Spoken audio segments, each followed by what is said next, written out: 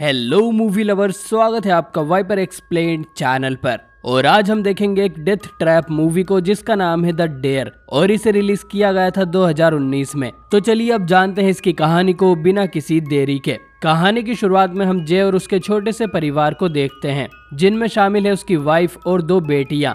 जे कुछ दिनों के लिए बाहर जाने वाला था और ये बात उसकी फैमिली को पसंद नहीं आती, लेकिन वो प्रॉमिस करता है कि इसके बाद से वो अपनी फैमिली को और ज्यादा टाइम देगा। वहीं हम एक अनजान आदमी को जे के घर के बाहर देखते हैं जो कि विंडो से जे की फैमिली को देख रहा था। जे को भी घर के बाहर किसी के चलने की आवाज आती है, लेकिन वो उस पर ज्यादा ध्यान नहीं देता। कुछ देर बाद जे नोटिस करता है कि घर का दरवाजा खुला हुआ था, जबकि अभी थोड़ी देर पहले ही वो लॉक्ड था। अब इससे जे समझ जाता है कि उनके घर में कोई चोर घुस आया है और तभी उसे अपनी वाइफ की चीखने की आवाज सुनाई देती है। जे भागकर किचन में जाता है और देखता है कि उसकी वाइफ बेहोश पड़ी थी और साथ ही उसका खून भी निकल रहा था। अब जे एक चाकू उठाकर अपनी दूसरी बेटी को लेने जाता है जो कि बेड के नीचे छुपी हुई थी। जे उसे बाहर निकलने को बोलता है, लेकिन तभी जे के पीछे से वो चोर आकर उसे बेहोश कर देता है।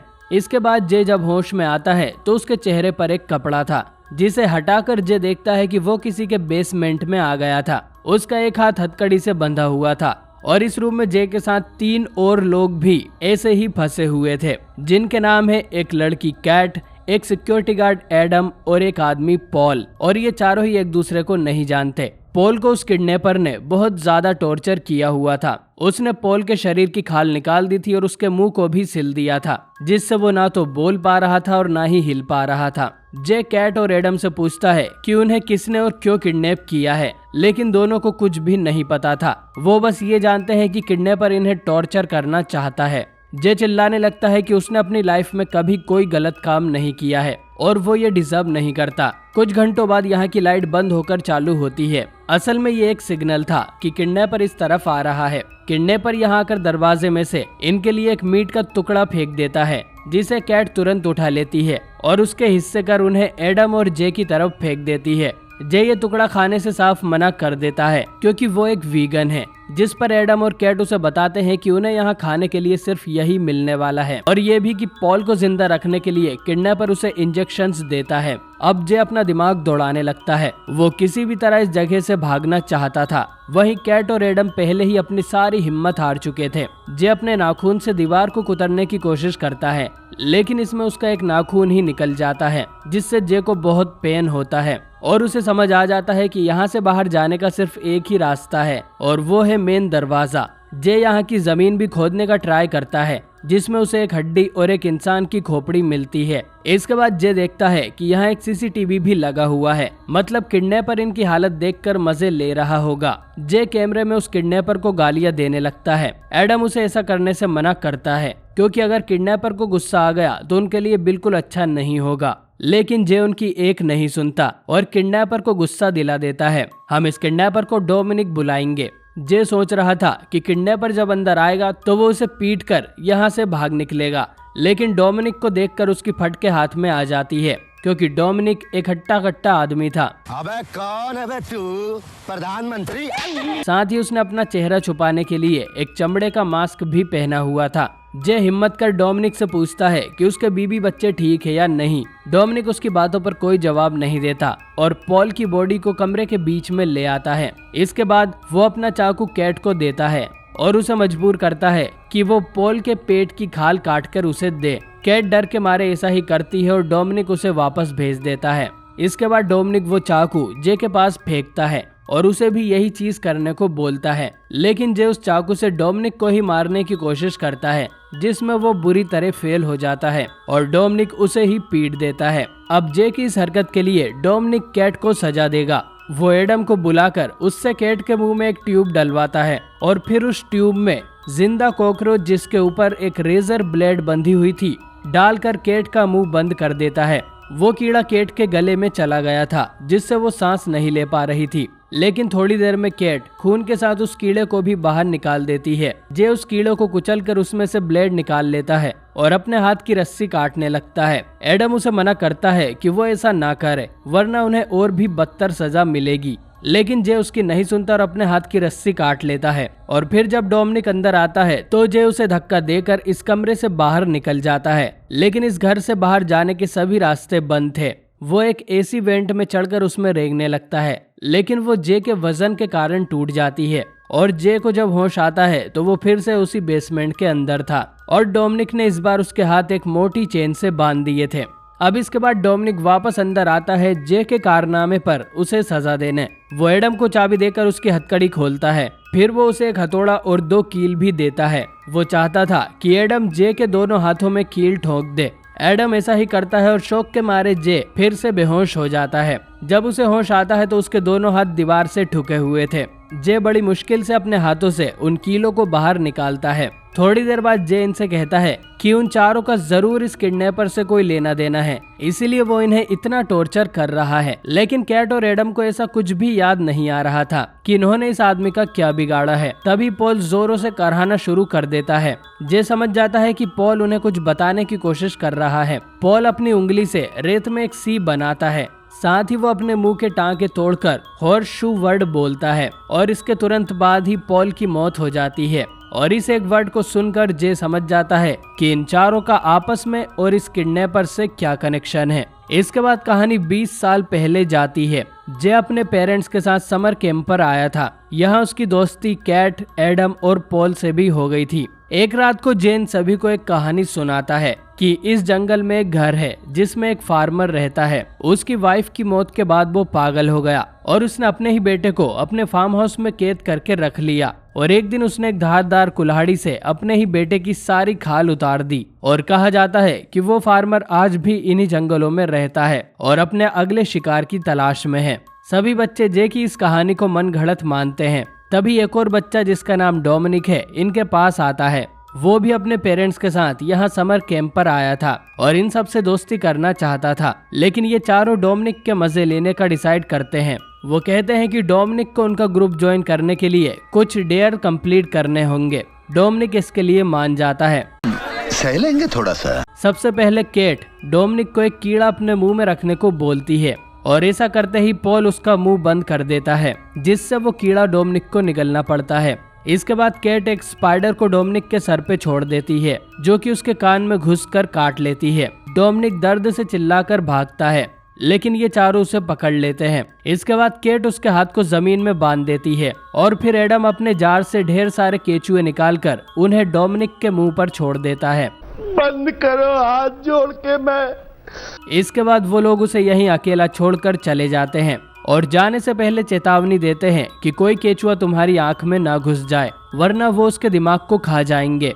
अगले दिन डोमिनिक के पेरेंट्स आपस में लड़ रहे थे तो वो बाहर आकर बैठ जाता है। कैट उसे देखकर उसके पास जाती है और देखती है कि डोमिनिक के हाथ पर एक हॉर्स शू का निशान बना हुआ था, जो कि उसी ने बनाया था जब उसके पेरेंट्स ने उसके पसंदीदा घोड़े को मार दिया था। इसके बाद कैट डोमिनिक को फुसलाकर उसी पुराने फार्म हाउस के पास ले जाती है जिसकी कहानी जे सुना रहा था। इसके बाद ये चारों डोमिनिक से कहते हैं कि वो उस फार्म हाउस के अंदर जाकर दिखाए। अगर उसने ये कर दिया तो वो उसे अपने ग्रुप में शामिल कर लेंगे। डोमिनिक उस फार्म हाउस में एंटर कर जाता है और ये चारों उसे वहीं छोड़कर भाग जाते हैं। पॉल जाते हुए देखता है कि उस फार्म हाउस में कोई था जो कि डोमिनिक को पकड़ लेता है। इसके बाद ये चारों अपने अपने घर चले गए थे और ये सीधा अब जाकर एक दूसरे से मिले हैं। साथ ही उस दिन के बाद से वो बच्चा मिसिंग हो गया था और पुलिस ने जब इन चारों से पूछताछ की थी तो इन्होंने डोमिनिक या उस फार्म हाउस के बारे में कुछ भी नहीं बताया था। खैर, हम देखते हैं कि वो पागल फार्मर सच में वहां रहता था। उसने डोमिनिक को वहीं पर कैद कर लिया और उसे अपना बेटा समझकर पालने लगा। वो उसके दिमाग में ये भी भरता रहा कि उसके पेरेंट्स और दोस्त बुरे लोग हैं, क्योंकि वो उसे यहाँ छोड़कर चले गए। डोमिनिक जब भी उस फार्म हाउस से भागने की कोशिश करता था तो ये फार्मर उसे टॉर्चर करता था। धीरे धीरे डोमिनिक फार्मर को ही अपना पिता मानने लगा। फार्मर ने उसे स्ट्रॉन्ग बनना सिखाया और ये भी कि किसी इंसान की बुराई उसमें से बाहर निकालना है तो उसे टॉर्चर करना चाहिए। इस फार्म हाउस के अंदर एक कमरा था जिसके अंदर जाने की डोमिनिक को परमिशन नहीं थी। जब डोमिनिक बड़ा और जंगली हुआ तो एक दिन वो उस कमरे में एंटर कर गया। वहाँ उसे पता चला कि इस फार्मर ने अपने ही बेटे को मार दिया था और ये भी कि इस फार्मर ने डोमिनिक के पेरेंट्स के ट्रेलर में आग लगा दी थी, जिसमें वो दोनों ही मारे गए थे ताकि कभी कोई डोमिनिक को खोजने ना आए। ये सब जानकर डोमिनिक को बहुत बुरा लगता है, लेकिन फार्मर डोमिनिक को इस कमरे में देखकर बहुत गुस्सा हो जाता है और उसे बुरी तरह मारता है। फार्मर समझ गया था कि डोमिनिक अब कभी उसे अपना पिता नहीं मानेगा, तो वो उसे उबलते हुए पानी में डालकर मारने की कोशिश करता है, लेकिन किस्मत से डोमिनिक इस ट्रैप से बचकर फार्मर को ही बेहोश कर देता है। इसके बाद वो फार्मर को ही रस्सी से बांधकर उबलते हुए पानी में डाल देता है, जिससे उसकी मौत हो जाती है। फिर डोमिनिक उसी की खाल का मास्क बनाकर पहनने लगता है और अब डोमिनिक की जिंदगी का बस एक ही मकसद था, उन चारों से बदला लेना, और इसलिए डोमिनिक इन चारों को किडनैप कर इन्हें टॉर्चर कर रहा है इनके किए की सजा देने के लिए। जे कैट और एडम से कहता है कि हमें अपने किए के लिए उससे माफी मांगनी चाहिए, शायद वो हमें जाने दे, पर कैट और एडम को इस प्लान में कोई उम्मीद नहीं दिख रही थी। इसके बाद जे जोर जोर से डोमिनिक का नाम चिल्लाने लगता है, पर डोमिनिक अंदर आकर उसे चुप कर देता है। इसके बाद वो उसे एक इंजेक्शन देता है जिसमें मकड़ी के अंडे भरे हुए थे। डोमिनिक चाहता था कि जे ये अंडे कैट के कान में डाल दे। वो समझ जाते हैं कि डोमिनिक उन्हें उसी तरह से टॉर्चर कर रहा है जैसा कि इन लोगों ने 20 साल पहले उसे किया था। अब कुछ देर बाद जे बेहोश होने का नाटक करता है। डोमिनिक जब उसे देखने आता है तो वो तीनों मिलकर उसे मारने की कोशिश करते हैं, लेकिन वो अकेला ही इन तीनों को पीट देता है। इसके बाद डोमिनिक अपने चाकू से एडम की आंख काट देता है और कैट से कहता है कि वो एडम की आंख में एक केचुआ डाल दे। वो ऐसा ही करती है और इस बार डोमिनिक अपना एक चाकू यहीं पर भूल जाता है।